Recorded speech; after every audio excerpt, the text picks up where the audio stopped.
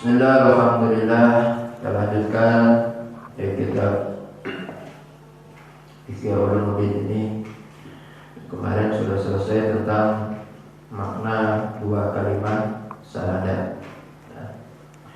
Terlanjut pasal selanjutnya, yaitu tentang membimbing secara berangsur. Imam Ghazali di sini menyampaikan, ketahuilah bahwa anak kecil di awal pertumbuhannya siap menerima kebenaran tanpa bukti dengan fitrah Allah Subhanahu wa taala. Jadi anak kecil itu senantiasa siap menerima kebenaran walaupun tanpa bukti. Itu sudah sesuai dengan fitrah. Fitrahnya anak kecil ya seperti itu. Seperti misalkan anak kecil dikasih makan bubur, nurut aja gitu. Walaupun belum tahu bubur itu buat apa, gitu kan. Suruh makan pisang, makan aja. Padahal belum tahu pisang itu fungsinya untuk apa. Suruh ngaji, hafalin, nurut aja. Walaupun belum tahu. Nah, itu merupakan bagian daripada fitrah sebagai anak kecil. Maka hendaklah diajarkan kepadanya hakikat akidah supaya dia menghafalnya. Maka yang pertama yang harus kita ajarkan yaitu tentang akidah, tentang keyakinan kepada Allah Subhanahu wa taala, tentang makna kalimat thayyibah, tentang makna kalimat la ilaha illallah Muhammadur Rasulullah, sebagaimana yang telah kita bahas kemarin dalam kitab Ihya ini. Nah, ini anak-anak harus sudah paham, harus sudah hafal, ya. Harus sudah hafal tentang sifat-sifat yang wajib bagi Allah, sifat-sifat yang mustahil bagi Allah, sifat yang menang bagi Allah.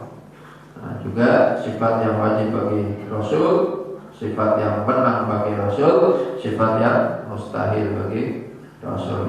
Itu sejak kecil harus sudah diajarkan, harus sudah dihafal. Pada hakikatnya anak-anak pasti bisa menerimanya karena sudah fitrahnya. Nah, sejak itu ia memahaminya sedikit demi sedikit dan meresap di dalam batinnya. Jadi sambil menghafal terus itu. Atau mungkin ada yang bahasa yang Arabnya yang wujud kidafa mukhalafatul lil hawadisi sampai selesai ya. Yang penting hafal dulu saja masih anak-anak ya, pasti nurut gitu ya. Hafal nanti dengan sendirinya juga akan paham ya. Nah, kalau dari kecil sudah diajarin hafalan-hafalan, nanti dengan sendirinya ketika dewasa akan memahaminya. Sejak itu ia memahaminya sedikit demi sedikit dan meresap di dalam batinnya. Kalau sudah hafal, sudah meresap ke dalam batin, tentu tidak mudah digoyahkan. Sehingga ia tidak perlu membuktikan hal itu dengan bukti-bukti. Jadi masih kecil itu mah enak, gitu, ya. Masih kecil itu lebih mudah untuk belajar, lebih mudah untuk menghafal. Juga artinya itu, batinnya itu lebih mudah menerima apa yang dihafal itu. Nah, beda ketika sudah dewasa. Sudah dewasa, benar itu. Mulai kecil mah itu dari hatinya itu nurut aja gitu. Karena sesuai dengan fitrahnya anak-anak. Kalau sudah dewasa, biasanya hatinya itu sudah mudah dibisiki oleh setan gitu ya. Jadi kadang suka membangkang batinnya gitu. Kemudian orang yang berakal tidak perlu mencari bukti-bukti kecuali sekedar kebutuhan. Nah, gitu ya. Bagi yang akalnya jernih gitu ya. Bagi yang menggunakan akalnya, ketika kita menerima dalil, menerima ajaran-ajaran yang disampaikan oleh Allah, yang disampaikan oleh Rasulullah, oleh firman, oleh sabda-sabdanya, itu pada hakikatnya hati itu bisa menerima, nggak perlu membuktikan gitu ya. Akal kita itu tidak perlu bukti secara langsung.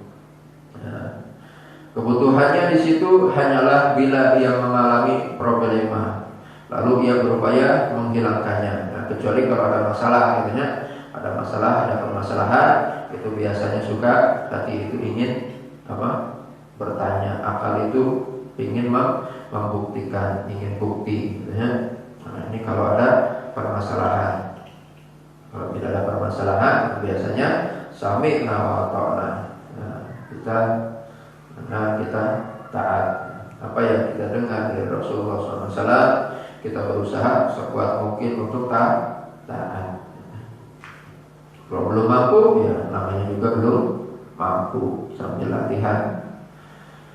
Adapun membahas ilmu kalam pada permulaannya seperti orang yang menerjunkan dirinya di dalam laut untuk berenang, karena barangkali keyakinannya tidak semata-mata ketika mendengarkan kerumitan-kerumitan. Patutlah di antara manusia ada yang melakukannya jika dirasa perlu untuk menolak ahli bid'ah atau menghilangkan keraguan yang ditimbulkannya. Nah, ini tentang ilmu kalam. Jadi kalau kita kalau kita memahami ilmu kalam, mempelajari ilmu kalam, ya seperti kita berenang di lautan. Jadi yang pertama tadi, hendaklah kita mengajarkan ilmu akidah terhadap anak-anak kita dan biasakan anak-anak itu untuk memperbanyak hafalan. Itu tentang sifat-sifat yang wajib bagi Allah, hal-hal yang menyangkut akidah, katanya.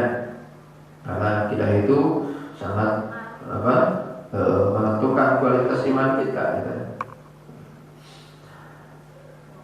Kemudian pasal selanjutnya itu tentang Islam ialah tunduk dan berserah diri, dan iman adalah penerimaan oleh hati.